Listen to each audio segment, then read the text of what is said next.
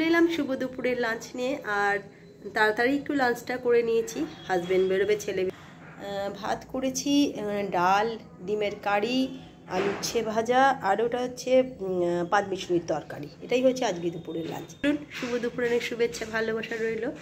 Lunch already complete, ready হয়ে গেছে, হাজব্যান্ডে দিয়ে দেবো। চলে এলাম বন্ধুরা সন্ধ্যেবেলা একটুখানি গল্প করতে।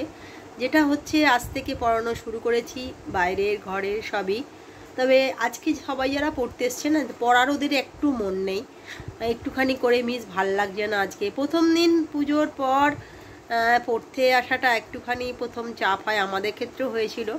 প্রথম দুদিন চারদিন এরকম যাবে, কিন্তু কিছু করার নেই। বাংলা মিডিয়ামের সামনেই পরীক্ষা, আশা করি নভেম্বরের শেষে কিংবা ডিসেম্বরের ফার্স্ট উইক থেকে আরম্ভ হয়ে যাবে। আশা করি নভেম্বরের শেষেই হয়।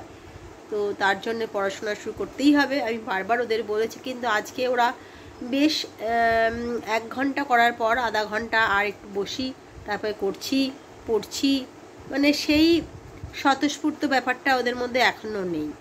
তবে এটা আসতেই হবে বা আনতেই হবে।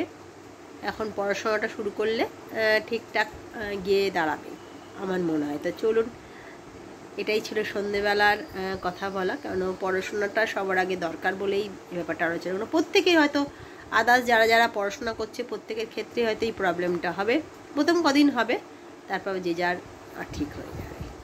চলে এলাম রাতের ডিনার নিয়ে। আর ডিনারে আজকে আমাদের আছে ডিমের কারি আছে, তরকারিও আছে, ভাতও আছে। আমার হাজব্যান্ড হয়ে যাবে। তবে আমার ছেলের আজকে একটা বন্ধুর বার্থডে ছিল, সবাই ওরা একটা করে প্যাকেট করে বিরিয়ানি এনেছে। পুরো রাতে এটাই হয়ে যাবে। ওখানে খাইনি, ওখানে কেক টেক কাটা হয়েছিল, সব খাওয়া দাওয়া হয়েছে। সন্ধেবেলা জলখাবার খাওয়া হয়েছে। তো রাতের বেলা ওর এটা, আর আমাদের ভাত তো আছেই। চলুন, শুভরাত্রি, অনেক শুভেচ্ছা আর ভালোবাসা রইল। কালকে একটা নতুন ব্লগ নিয়ে হাজির হয়ে যাব। আজকে ওয়েদারটা মোটামুটি ছিল, কিন্তু দুপুরবেলা দিকে প্রচণ্ড বৃষ্টি হয়েছে। সকালবেলা 12-12টার সময় ওয়েদারটা একসময় সকালে উঠছে বেশ সুন্দর রোদ, তারপরে আরম্ভ হয়ে যাচ্ছে বৃষ্টি। এইভাবেই চলছে।